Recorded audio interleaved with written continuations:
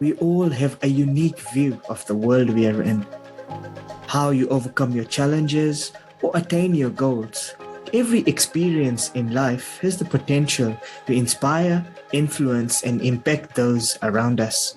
Welcome to the 3i Stories podcast by Better Version of You.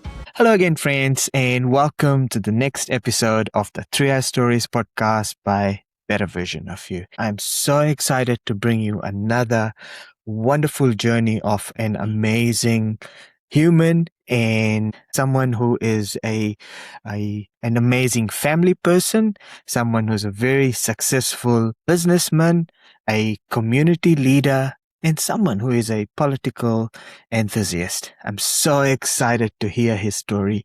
Let's get into the show. Let's welcome our guest, Mr. Siva Kilari. Siva, how are you doing today? Really immense pleasure to be in your show. I've been watching your show from a long time, so I'm happy today to be in your show. Brilliant. And I'm so excited to hear your story because I know you have had an incredible journey. Now, Siva, to get us started, can you tell us a little bit about life growing up? How did it all start for you? Life growing up, I born and brought up in a small town called Tirupati in Andhra Pradesh state, which is in India, south part of India, and closer to Chennai and Bangalore. And I graduated from Loyola College, which is affiliated to Madras University. It's called Chennai University now. After finishing my bachelor's degree in mathematics, I wanted to move on to the different countries to do my higher studies. In school times, it's average student, more onto the games and sports. Yeah.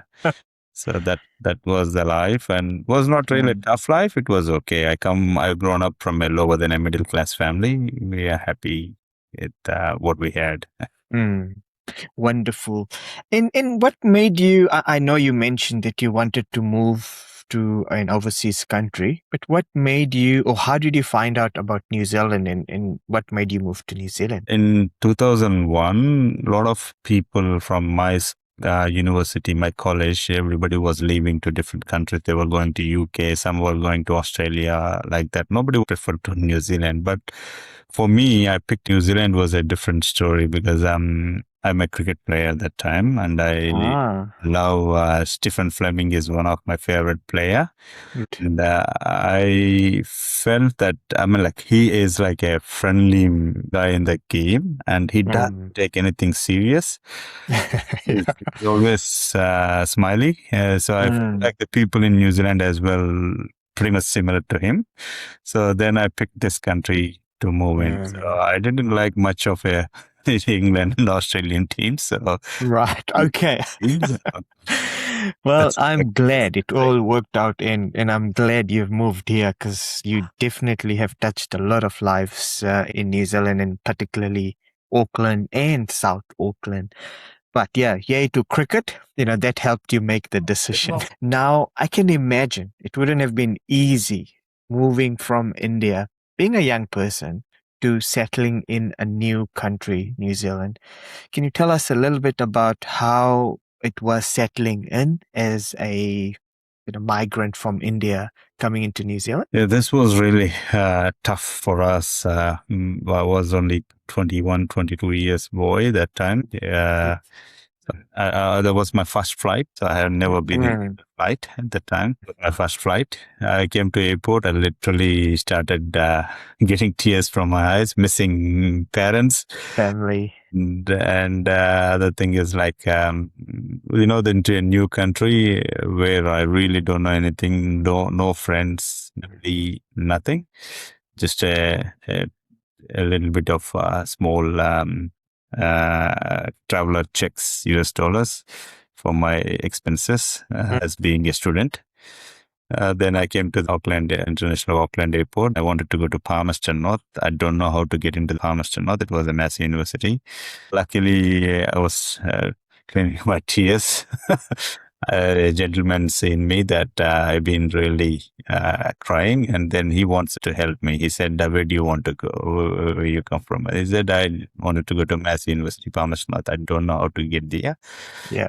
Any idea?" In Poland, as you know, that there is no. It was 2002. You don't have Google or maybe phones with WhatsApp. GPS. And he guided me to get into the train station, and then from there, get a train to go to Palmerston. That was really great help that he has done for me.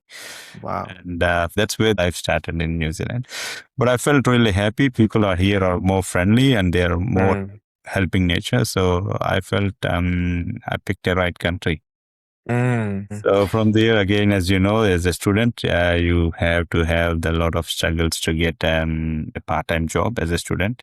I applied so many jobs, no opportunity at all. So I finally got a job from night shifts, like 10 o'clock to 12 o'clock, 2 hours a day, 7 days a week. You can only work 15 hours that time. It's a cleaning job, cleaning the washrooms, and then cleaning the what you call foot down bakery.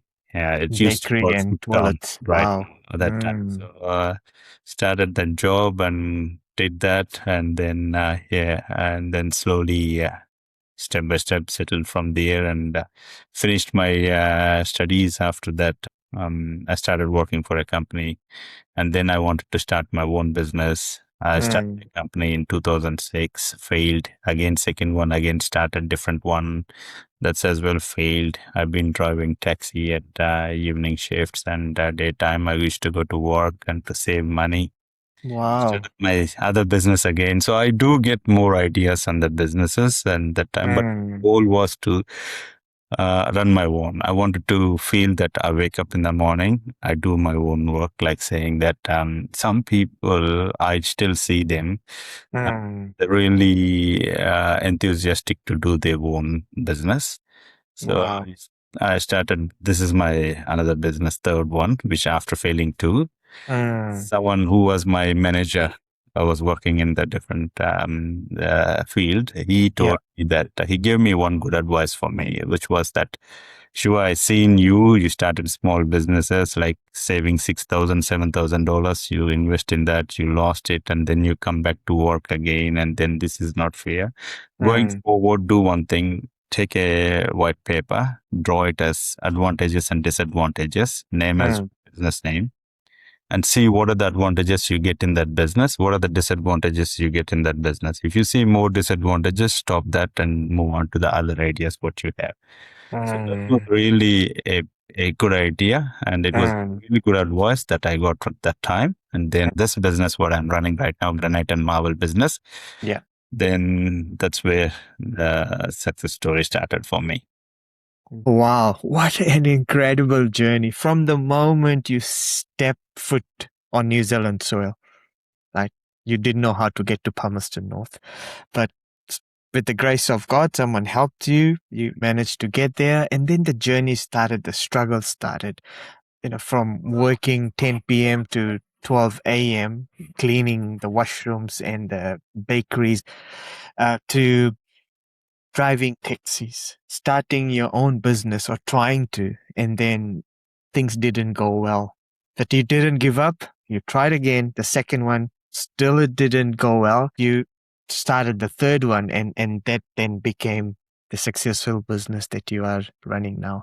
That in itself is an incredible story of resilience, of not giving up, and of hard work. I just want to ask you a question. So you mentioned we. At what stage did you have your family with you? In 2012, I got married. Right. So initially you moved in as a student. You tried all these things that didn't work, but once it stabilized, then you got married and you have a family, right? Yes. Wow, that is beautiful. Siva, thank you so much for sharing that aspect of life, because a lot of times, and I've seen through experience, that when people fail, they want to hide it. oh, no one should know. But in your case, thank you for the vulnerability and the transparency, the openness to say, hey, I started something, it failed, but it's okay, right? I started again, failed, it's okay. But I want to tap into this failure. How did you feel when your business number one failed? You started the second one and that failed. Like, what was going on inside you?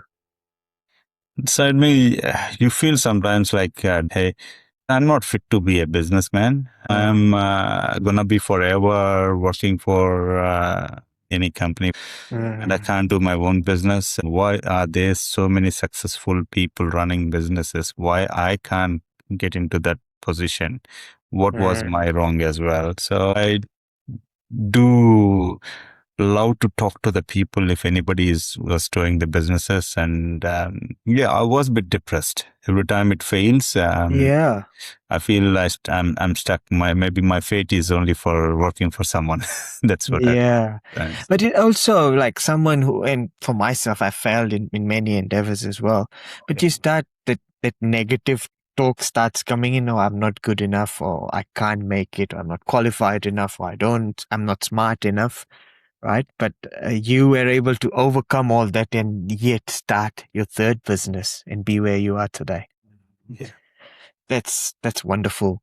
Now, talking about your third business, what made you, and I know you have always wanted to be a businessman, but what made you start this particular business? This particular business was like I was having a smoke or break with my friends in the workplace at John Andrew Ford. I was working at John Andrew Ford. Outside of that was in the main street. So we were standing over there talking to each other. I seen a truck passing in front of me with the granite slabs.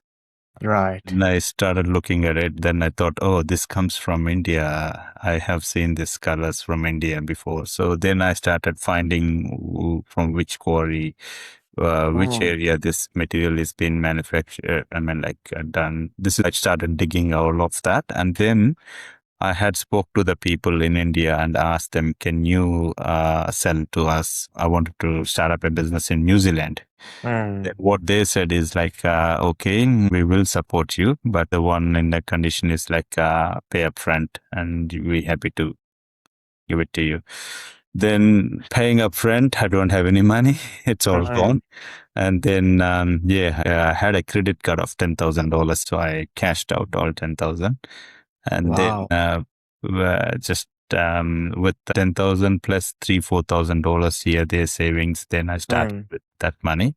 I only bought half a container of the stock because I couldn't buy the full container. Then I don't have a warehouse. I don't have anywhere place to unload the material.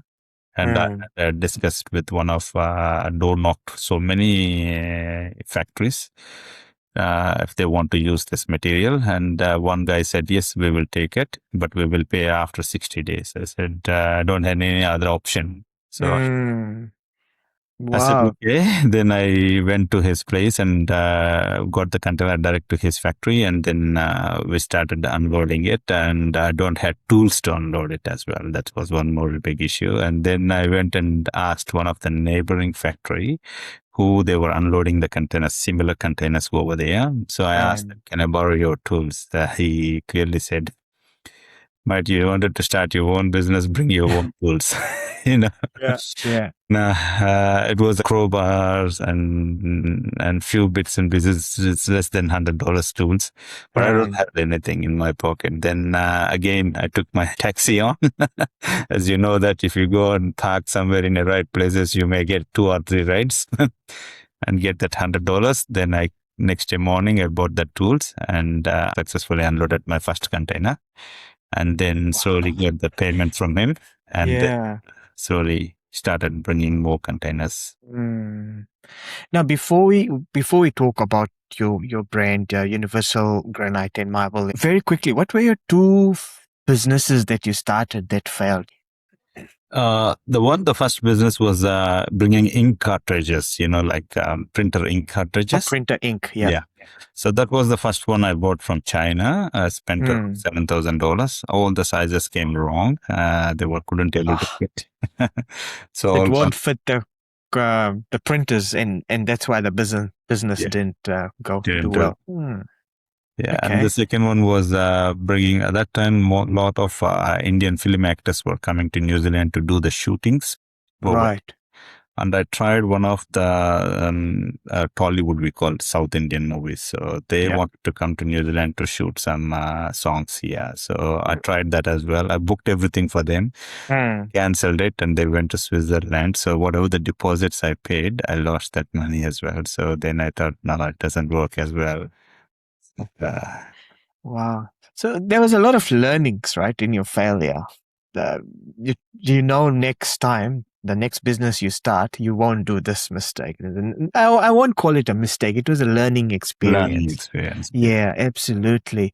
But then one day in your smoke break, you saw this truck going with granite, and you decided to do a granite business. I just love how, your story is that you started your business. You didn't have tools, you didn't have money, you didn't have any clients, but yet you had the willpower to start. And again, with humble beginnings, you went and asked for a door knocked to clients. Okay, would you like this product? And someone said yes. You didn't have machinery or tools to unload it. Then you got back into your taxi. You started doing a bit of taxi driving to earn money whilst you still were a business owner. To get some funds, you were doing a side hustle of taxi driving as well, right? Wow, that's something so inspirational for our viewers here. It doesn't mean that you are a business owner if things are not going well that you are stuck to it. There's other side steps, temporary anyway, that you can do to have capital to pump into your business, or the business you feel that will work for you. Now, Siva, if you could tell us if there was someone who inspired you or motivated you the most in your journey. From my childhood, was looking at my father. He was running a small rice factory.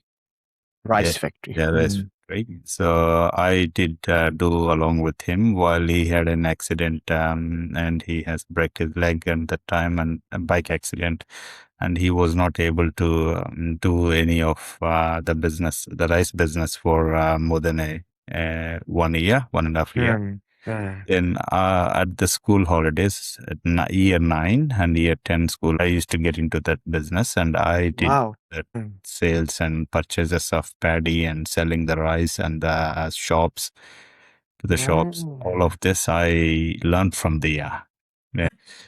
And then I did a few other selling the chudidas and this and that, small other different businesses while I was intermediate as well. We call it as year 11, year 12 in India. Then same thing at university. So I allowed to join into any of the businesses things that I get an opportunity. From my childhood, my mind was to set to that. After coming to New Zealand, then, my first book was reading Rich Dad and Poor Dad. Right? Yeah. After reading that, then I felt like my time, and there was an option that saying that, see, when you wake up in the morning, you should feel that, yes, I'm going to the work. So that motivates you there, then you can work for that company. If you don't have that motivation, I better think that you shouldn't go to that work and you shouldn't do that job at all. Rather, you do any kind of a job, like a truck driving or maybe a sales manager or anything like that. If you're not motivated, if you're not happy, if you're not interested, I really think that it's not worth to do, and it's not for it's even the businesses who run. You don't look for money. You should look for a upgrading your business levels. This year we were here. Next year we are there. Next year we're there. We have a 5-year plans in the businesses. When you're reaching that stages, you feel happy as a businessman. That's what I felt. That's wonderful. I'd like to pick on that. Is don't just go to work just for the sake of going to work, so that you get the money at the end of the day. Work, and I know this is a very hard concept to understand, but I get it. I don't just show up just to so that you go to work. No, go because you're interested and excited and you know you're going to make a difference.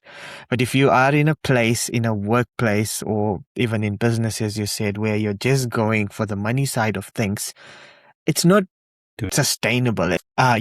Growing up, you saw your dad in business, and even like you said, year 9, year 10, you were already helping him in business, which meant that you grew up seeing a businessman, who was your father. And now that you are the successful owner of Universal Granite and Marble, now tell us a little bit about what does your business do? My business, we are importers of granite and marble, porcelain and engineered stones. We import from different countries and we supply whole New Zealand as to business. Like, we are only distributors. We don't manufacture the stone. We supply to the people who does the manufacturing, like kitchen companies who does the cutting and installation. So this is our main business. I started in Auckland, then we grown into Wellington and Christchurch market. So we are nationwide now. We are the biggest importers of stone into New Zealand for bench tops. Nice, wonderful. So this is, to me, it sounds like more like you, as a business, you are supplying to other businesses who then sell to clients, right? I mean, to households. Okay, that's great. That's great. So if someone listening to our podcast, they were interested in, maybe they're doing some renovation or building, and they wanted some granite or marble, do they contact you or do they contact one of your businesses who then resell for you? They can come here to look into the stone, what stone they want for their projects, like their or maybe their development properties, anything. They can come here to choose it, but they can't buy directly. They have to go to my customers and place the order over there. They got an opportunity to come and see the material here. Because in the kitchen factories, you don't have big slabs. You only have the samples, small samples. You can't see the samples. But to see the full slab, they can come here to view it. Right. Yeah. And how can they contact you? What's the best way of contacting you or the business to get there? To get there, we have a booking sessions normally 8 to 5. People can walk. We've got some social media advertisements always going, so they click from they book the viewing times, and same thing, they can call us to get a viewing time, or they can get it booked from any of the kitchen companies as well. So they can either call you or your website. They can come through the website and do bookings. Yeah, and we do one of the other businesses which recently started was Universal Solar. We supply the solar. We are the distributors for JS solar panels in New Zealand, and we supply the battery inverters and panels, everything. That's as well to business. Don't install. We only supply to the installers. Wonderful. That's another business. Yeah. Brilliant. And how many staff do you have, in your factory? At the moment, we got around, from both the business, we got around 26. Wow, it's a reasonable size business that you are operating there. Wonderful. And where are you based? We are based in Auckland. One is in East Tamaki. Right. Yeah, and Christchurch is Addington, and Wellington is Lower Hutt in Wellington. Wow, so it's almost like a New Zealand-wide business that you are supplying. Oh, wonderful! You have done so well from someone who started the business without having money to buy tools to where it is today. That's just an incredible journey, and I'm sure there would have been a lot of hard work involved and a lot of failures, even small failures, not major failures where you stop the business, but small failures, small learnings to be where you are today. And as a migrant, from someone who didn't know how to get on the very first day to get to the destination to where you are today, that's just inspirational. Now, Siva, I know you are a political enthusiast and you're a community leader, so I'd like to focus a little bit on that aspect of your journey. Firstly, I know you are a member of the National Party. How did all that start? How did all that happen?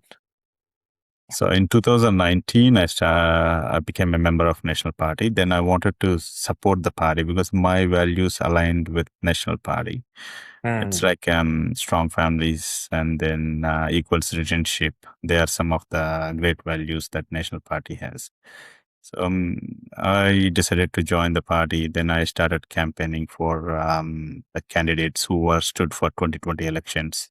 And then slowly after 2022, I wanted to become a candidate and do the community service as well in that way. So then I went into politics and became a candidate in 2023 elections. And I've been door knocking in Manu River from 2020 elections as well and 2023 elections as well. I have seen so many issues over there. So I thought if we can help to get better community, it's where that the crime can reduce easy. But the biggest problem I see is the kids. Kids don't go to school in some areas. I've seen some when the door knocking, the kids were at the standing at the window. I don't know who was in the house. They haven't been to school that easily. I can say that. And then I see all of this. I thought, okay, there is some issues in the community as well. Then I started talking to the few community leaders in Manoriva. They started telling a few things. Deeper things were not looking after their kids by the parents, some of the families. So that's all how we can do better. And then I started working with them as well. And there's few community leaders over there, local people up there. They do really good things for community up there. So I support them. I stand along with them and support them. That's how I felt like better get into the politics, do anything changes you can get it done. Let's do it. As I said, always stronger families always make the best country in the world. That's very true. It starts with community. It starts with your own family before moving out. And I totally agree with you, Siva, that the heart of a nation is the community, and the heart of the community are the families, right? And if the families are not right, then obviously there is an effect, right? Siva, very quickly, what do you think is the problem, with the parents not being able to provide for their kids? Like, what do you think are some of the current problems from your experience? The current problems were some I seen really, which I can't even able to discuss as well. I had spoke to few real community people in the Manoriva, some of the areas. They really don't care about the kid. All they care about themselves, but they don't even wants to send the kid to the school. They don't. They say that nobody is there to drive and drop off and pick the kid. Right. So, and then other ones is like I've been speaking to Manoriva Central School as well, talking to the principal as well up there, and she did tell that there is a lot of funding problem for giving counseling for the small kids. Say, like, this is all because where are we gonna spend money? We need to spend the money for the kids that they are the future of this country. They are the one gonna keep this country in a good shape or bad shape. If you look after them and you give them a right class education and make sure they are getting into disciplined world, they are the future and they will make this country grow bigger way. And that's where we need to get it. We don't want it to stop funding for the kids or stop funding for the education systems, or maybe we don't give them the better future. I don't think we're not going to go anywhere. There will be ram rates. There will be a lot of issues. That some kids I have seen 7 years girl went to ram rates. Okay. You know the reason? I spoke to that other guy who looks after that all groups. I spoke to him and I asked him why this girl, a small girl, why she wants to go there. The only issue is like hunger. There's no money at home to provide for the family. It really breaks our heart listening to this, because it's a sight it's a side of New Zealand that we don't want to see, and a lot of times we don't see the challenges that, and especially because I'm from South Auckland, right? So the challenges faced by the South Auckland community is something that's not the great New Zealand that we want to, but however, the problem is there and it needs to be addressed. So I like how you're saying that you saw that there was a problem, there is a problem, and you decided to join politics, become that community leader to try and help solve that problem. I think that's a wonderful attitude that you have taken, Siva. But at the same time, I really want to thank you because as a migrant, right now you've established yourself and you are giving back. Yes. And are you not just there that, you have moved and you're establishing your life only? No, you are giving back. You are helping the people, the families, the communities in the country. So thank you for that. And I know you do a lot of community work. You do a lot of charity as well. So I truly thank you for that. I know I've seen you sponsor a lot of events. I've seen you in churches trying to help the community there through the South Auckland churches and community. Thank you so much for that. Now, very quickly, this is something I'm just putting out there. Will we see Siva standing up for elections again sometime soon? Maybe not this time. I need to concentrate on the business. It's not only I say like to become a member of parliament, you can service the community. Without becoming a member of parliament as well, you can raise your points and service the community. I went into politics. I thought it's a better way to service the community. But if I don't get in as well, I will keep servicing the community. Because what I have made, what I am in today's position, I'm happy for my life and for my kids as well.